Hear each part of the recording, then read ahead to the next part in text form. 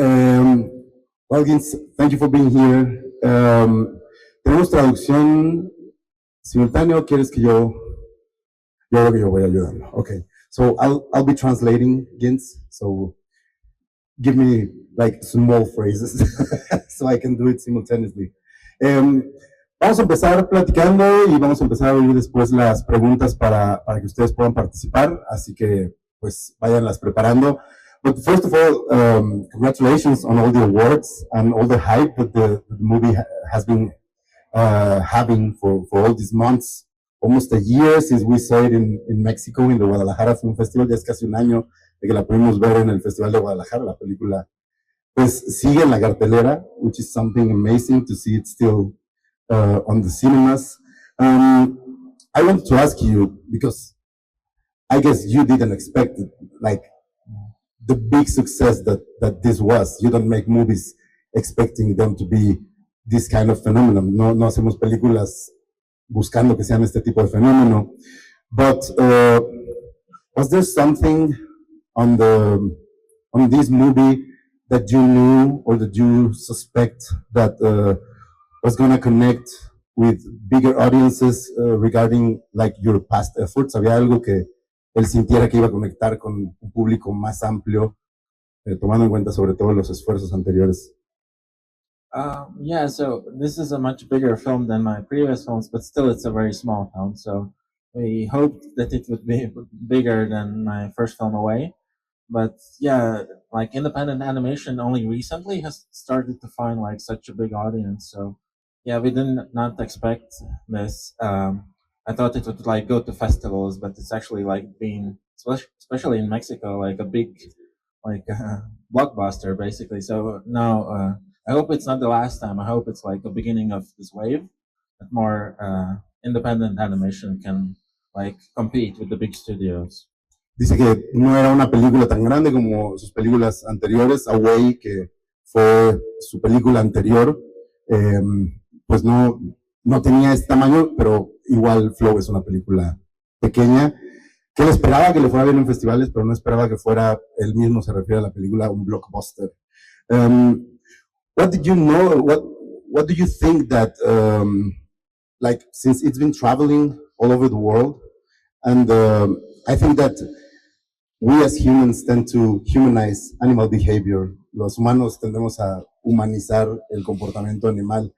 So what was that fine line that you drew when developing these characters to be respectful of that animal behavior, but still knowing that humans were going to be searching for meaning, you know, in what's happening on the screen? ¿Cuál era la línea entre respetar el comportamiento animal y de alguna forma también pensar que el público pues tenía que entender e interpretar las acciones de la película?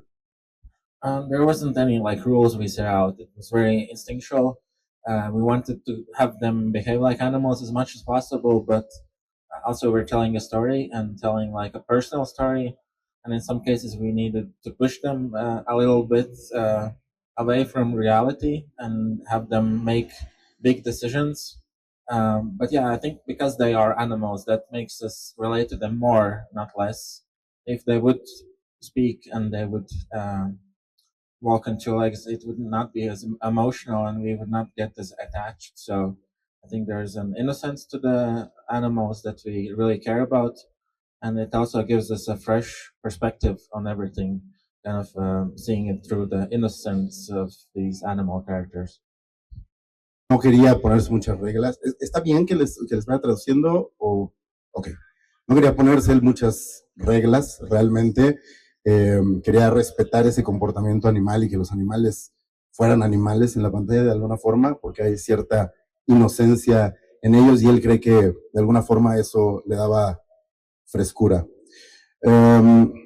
Before we start opening questions for the audience, I think that many people has interpreted Flow as a film about coming together for like the general positive outcome of a difficult situation.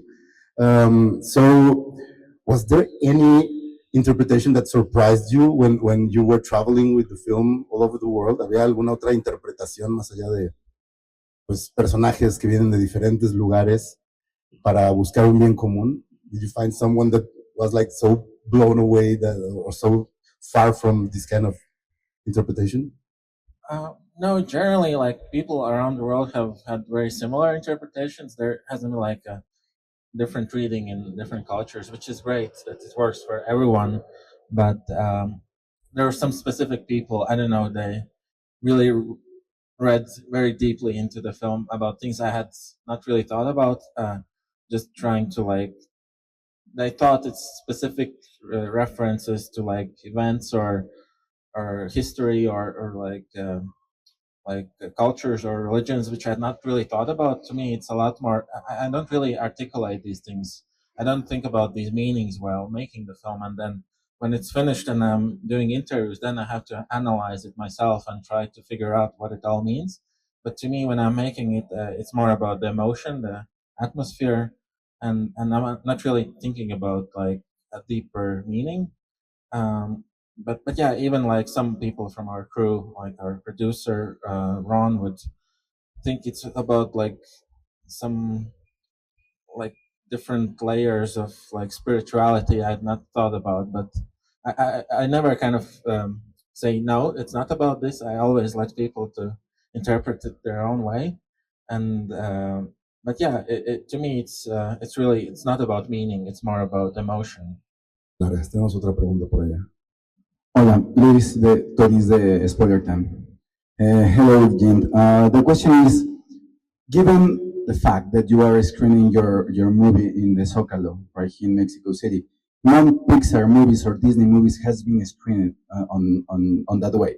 So you have been a huge success.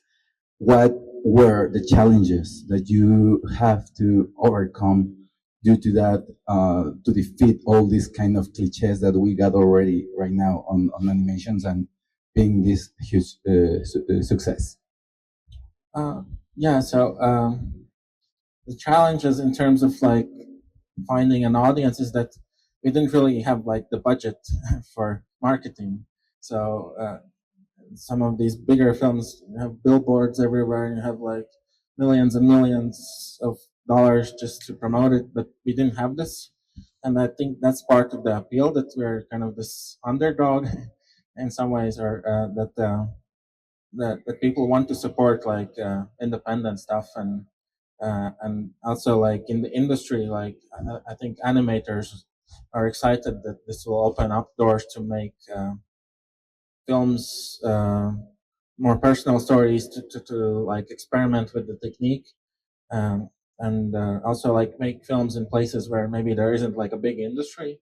So that's been part of the appeal of this film, and but yeah, we got, it was very, I don't know, we were at the right place at the right time, and I think the themes resonate with people at this moment, and also I don't know, it just sometimes like it's beneficial to be like the underdog, and it's uh, uh, uh, uh, and that's also what the film is about. So I think it kind of, the story behind the film is kind of part of the narrative that appealed to the people.